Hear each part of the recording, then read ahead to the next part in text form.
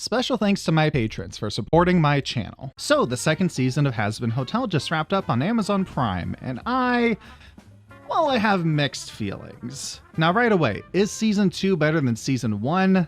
Yes, I will unambiguously say that. I found it entertaining and compelling more often than the first season.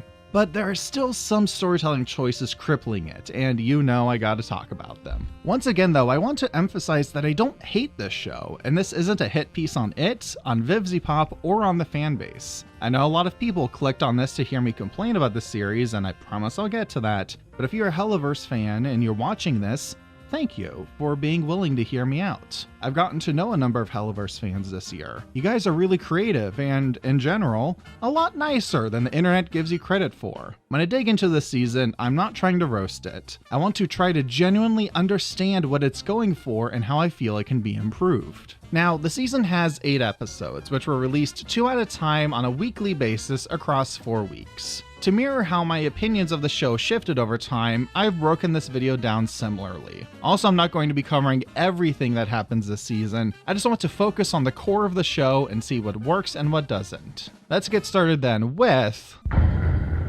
Okay, first 2 episodes, decent start to the season actually. Episode 1, New Pentious, focuses on the aftermath of the battle at the hotel, and everyone reeling from the deaths of both Sir Pentious and Adam. Now that Charlie has successfully defeated Heaven's forces and proven there's a way to kill angels, sinners are flooding her hotel not for redemption, but for a chance to exact vengeance for the exterminations. Over the course of this episode, she puts her foot down and recommits to her pacifism. She is only going to focus on trying to turn people good to earn them a spot in heaven. Sadly, this does not prove popular to the denizens of hell, and there's a mass exodus from the hotel. Her struggle is made even harder when Vox does end up telling the sinners exactly what they want to hear. Oh yeah, the TV headman Vox is the big antagonist of the season. He appeared quite a bit in Season 1, but when I reviewed it, I don't think I made mention of him, mostly because he ultimately didn't really do that much. It wasn't until after I uploaded the video that I realized he was a fan favorite. But I would have preferred him to have, you know, a place in the story. All I'm saying is there's only room for one TV man in my life. Luckily, Vox does have an actual place in the story this time around. He and his partners, collectively known as the V's, hatch a plan to outright depose Heaven and rule as gods themselves. Okay, that's something. There is a running joke that started to get on my nerves. Is it true this hotel is recruiting a hellish army? And should I divorce my wife? Did you just laugh at that? If not, don't worry, maybe you'll laugh the next 4 times the episode goes back to this gag. Overall though, this episode isn't really bad. However, it does feel like it's just setting things up for the rest of the season without a whole lot happening in it specifically. But whatever, let things get put into place. Now episode 2, I actually really liked. The previous episode focused on Hell's response to the events of the last season. Now, we're seeing Heaven's response. Specifically, we're seeing the response not only to Adam's death, but Sir Pentious's unexpected redemption and appearance in Heaven. This is something we saw at the end of the first season, and Charlie heard the news at the end of the previous episode. There's a lot of consternation over this, but the Speaker of God herself intervenes and allows Pentious to tell his side of the story, the whole story, including the life he lived and the sin that he committed. When he was on Earth, he saw a grisly murder happen and stayed silent out of fear, allowing the killer to go on to claim 5 more victims. This inaction was the sin that condemned him to hell, and he regrets it terribly. But his action to save someone else's life during the battle in the last season has undone his sin, and so landed him in heaven. And this changes everything. Sarah had justified the regular exterminations because they were sinners and therefore completely beyond redemption. They had their chance on Earth, now they could be generalized as totally evil. Pentious' story collapses her entire worldview, as she now grapples with the recognition she's done something truly monstrous. How can she possibly hope to repay this transgression? And this is exactly the question I want this narrative to be asking. This whole episode I was thinking to myself, yes, oh my god, it's actually going in the direction I want it to. I could feel the weight of the situation. Heaven was already fearful of Hell retaliating after finding out they have a way to kill angels. Now they realize Hell also has a casus belli against them. Until they can work out how to even begin a diplomatic approach to reconcile, Heaven goes into lockdown. This is a really grave situation, and the way that the scene unfolds, you can feel how serious it is. Lute, of course, is still hellbent on violence, and even begins hallucinating Adam, who eggs her on to act independently of Sarah's orders. Also, she has an actually pretty catchy song.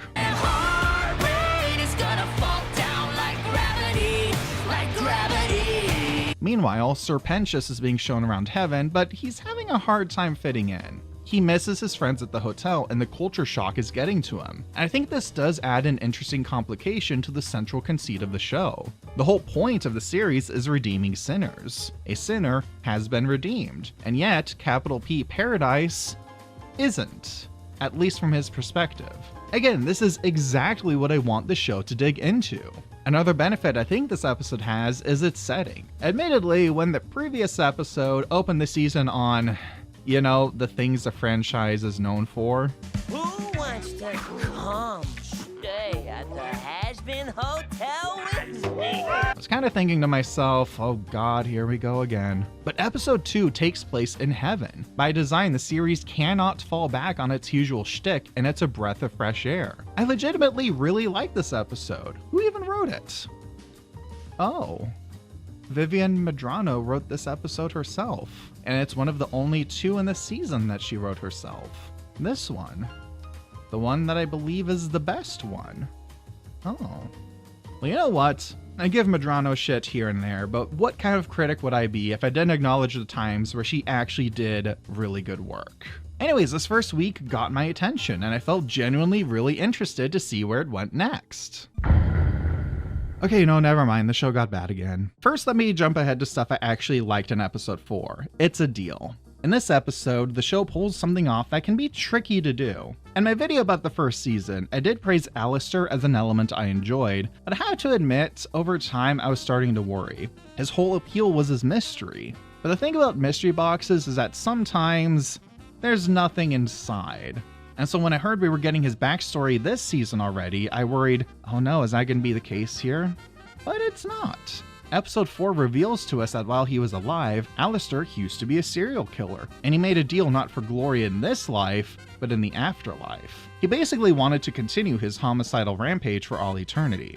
I have to admit, normally I'd roll my eyes at a they just like killing people motivation, but the fact that he has this level of foresight and dedication to the bit makes it work for me. He is actually genuinely fucked up. So the reveal here is worthwhile in its own right. But also just as importantly, the mystery leads to another one. See, to secure his power, he struck a deal with Rosie the Cannibal Queen from the first season, which is itself another interesting twist. In exchange for being made the strongest sinner in hell, he's been made a puppet on a string, much like he's done with Husk and Nifty. In fact, he tries to quit the hotel in this episode, but Rosie turns out to be the one who directed him to join the hotel in the first place, and so she orders him back.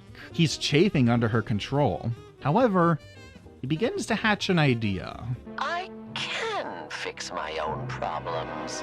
I like that shot there. It's a good implication of where his thoughts are going. Alistair proceeds to pick a fight with Vox, which he actually loses. So he signs himself over to Vox's custody as a prisoner in exchange for Vox agreeing to not lay his hands on Charlie. So now the question is, what's he up to? What is his plan? And I'm invested enough to see that. And speaking of, we do get their backstory together.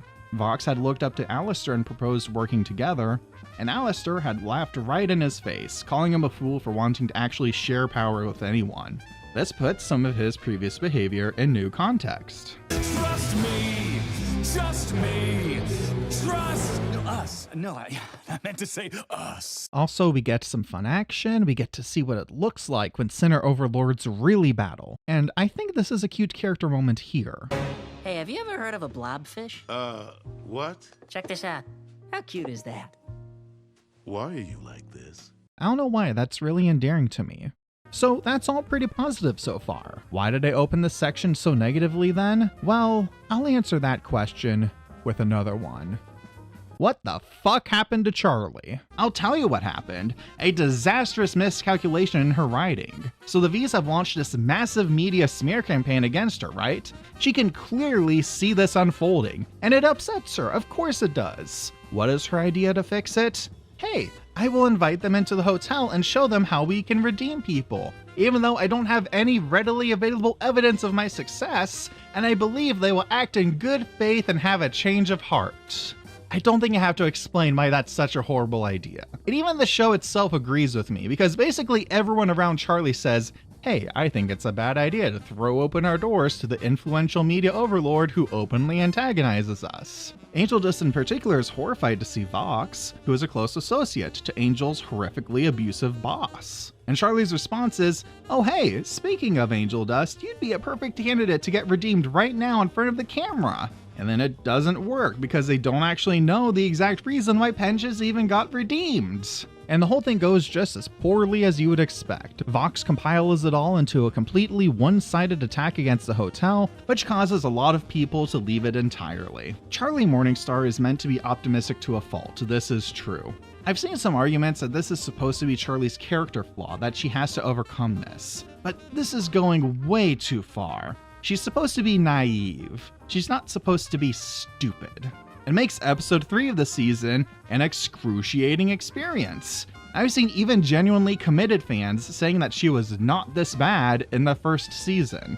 Like, imagine an alternate framing of this plot beat. Maybe Vox and his crew show up at their door demanding to run an investigation. If Charlie turns them away, it'll look really bad. So in the heat of the moment, she would think she can maybe give them a presentation good enough to stem the criticism and maybe, just maybe, change their minds. Then the rest of the episode could play out exactly the same and end up just as disastrous. It would read as Charlie overestimating her ability to handle a bad situation being thrust on her, which I'm sure everyone can relate to, rather than her actively choosing to initiate the bad situation herself. It's very, well, frustrating.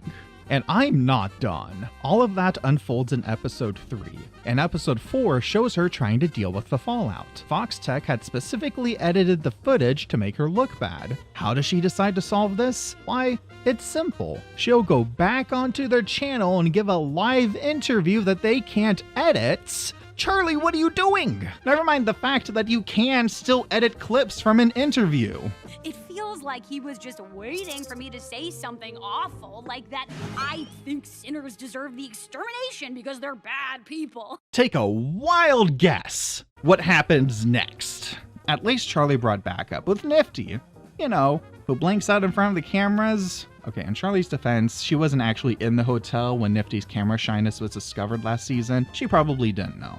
Charlie does help her overcome it though on stage, and Nifty then proceeds to sing about all the nasty messes and vermin in the hotel that she gets to clean up. Yeah, I got nothing for that one, Charlie. Oh, and it gets even better. So like I said, as part of Vox's report, Charlie volunteers to redeem someone on the spot. And that person is chosen to be Angel Dust because he's been making good progress. And she tries to make him do all kinds of good deeds, which obviously doesn't work. Even trying to sacrifice himself to save someone, the same way Pentious did, doesn't work. And then she realizes, Okay, we have been trying to recreate Pentious's redemption, but maybe what he did redeemed his own sin. That's why it didn't work for Angel. All we need to do is have Angel act against his sins. wait. She is just now realizing that's a key to redemption. We are in season 2 of Redeeming Sinners, the show, and Charlie's only right now thinking they should have people specifically try to atone for the particular sin that sent them to hell. Was this not the very first thing that crossed her mind? Yeah, this week's episode's kind of killed the budding optimism I had. Here, let's just move on and see where things go next. God, I hope next week isn't as bad.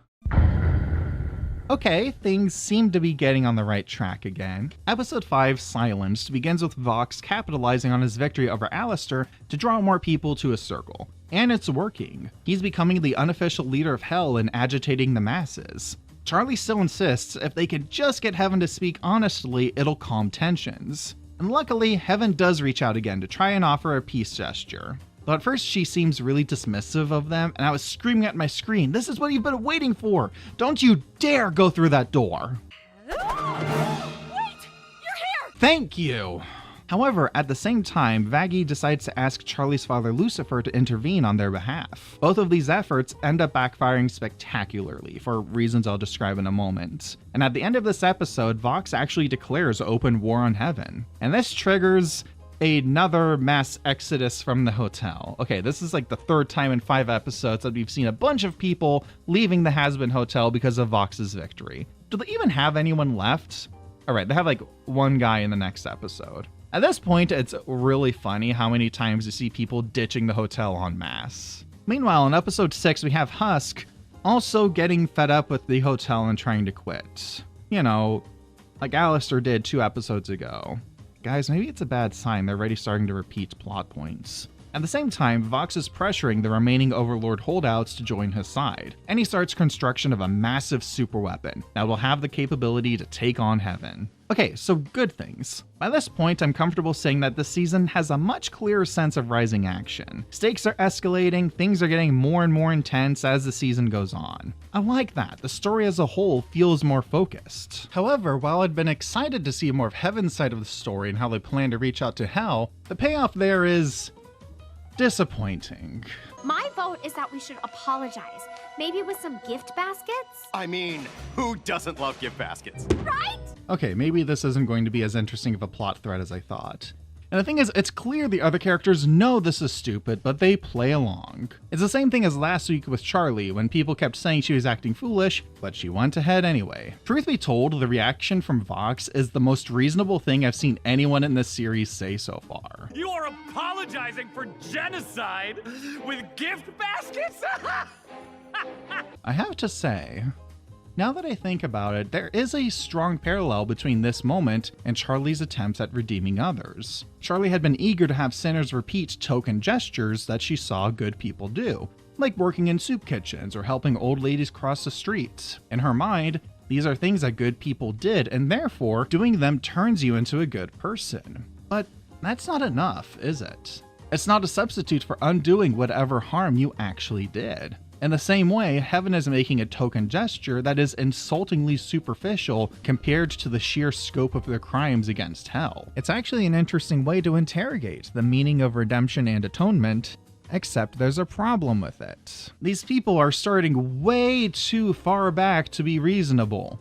I'm still struck by the fact that Charlie didn't think to start her process with, hey, let's focus on the sin that sent you to hell. Or at least that was a conversation to have in season 1. The fact that it takes her until season 2 to think this up is absurd. The same thing with the goddamn gift baskets. Again, Sarah and Pentious are visibly thinking to themselves, this is a bad idea, but they go through with it anyway. They are so far behind where a reasonable person would be in this scenario that it weakens the thematic through line. Sarah's over here grappling with the fact she ordered the deaths of people who might have been redeemed. She's overcome by the horror of her actions and the implications for herself and her heavenly authority. Again, fascinating internal conflict. And then Charlie struggles to move past kindergarten level morality. I feel like I'm waiting around for the protagonist of Hazbin Hotel to catch up to an adult mindset, and it blunts any kind of point the show wants to make. On another positive note though, something I legitimately didn't expect to say this season is, I actually like Vox now. Mostly because he's become the most competent character in the show. That sounds like a backhanded compliment, but he's actually fairly clever. He wins over the masses by telling them what they want to hear, but for the holdouts he needs on his side, he's able to switch his tactics without resorting to open force. And when the first shot fires, whose side do you want to be on? Heavens? You think they won't come for you? The one that supplied the princess with the knife that killed their leader?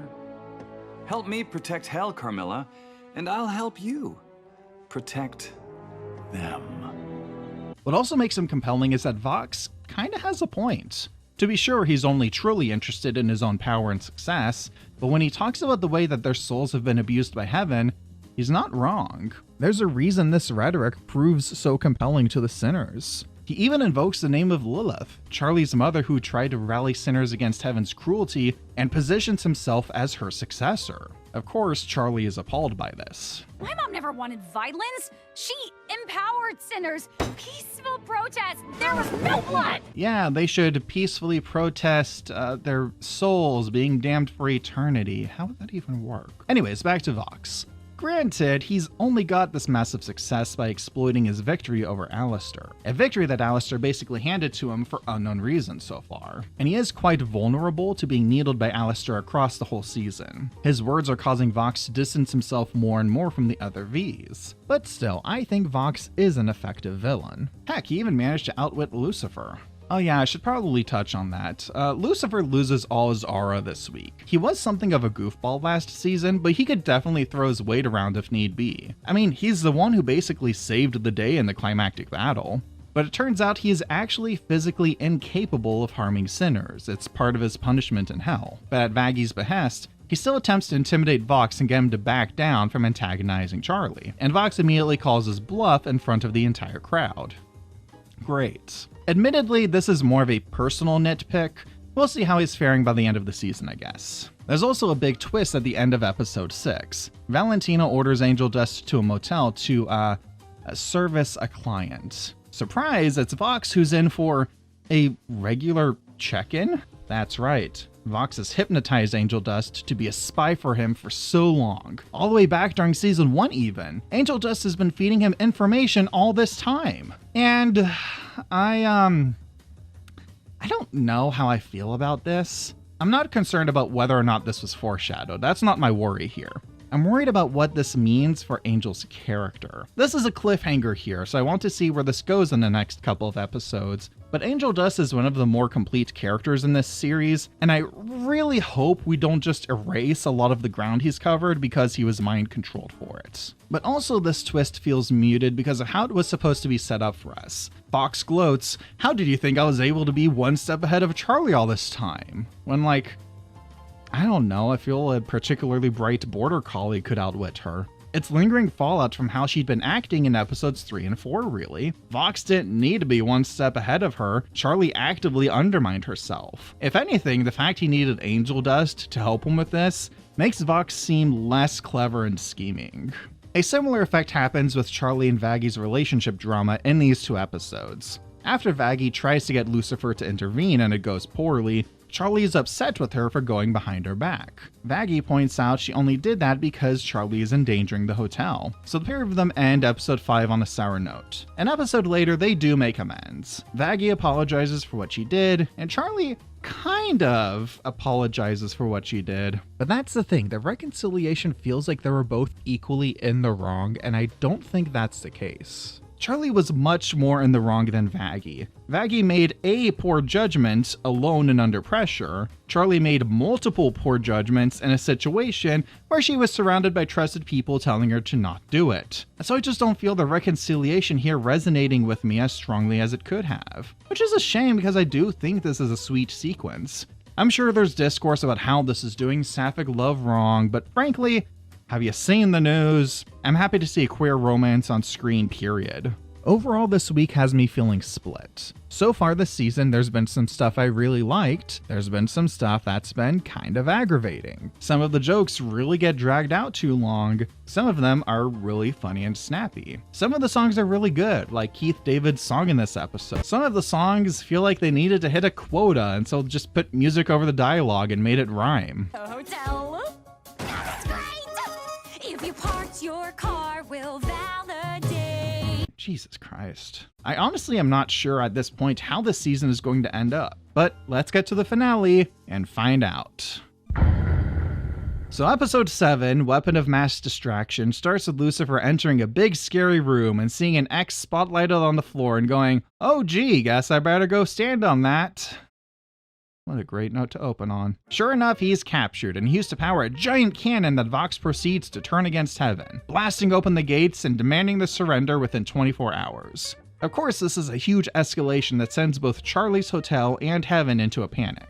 Charlie's also left reeling when Angel Dust appears on TV and publicly calls out the hotel. Heaven is debating whether they should launch a preemptive strike or still hold out hope for peace. And Vox is so cocky that he mockingly calls Charlie to invite her to his big invading heaven party. Everything's going to shit, but in a good way actually. Yeah, I have to give season 2 this. The storytelling is in fact a lot better than the previous season. It's hard for me me to find discrete clips as examples because it's more about how everything is connected together. But the build up to the climax feels stronger. The shape of the plot feels more defined, and it makes for a better viewing experience. Related to this, the animation for this season is also very impressive.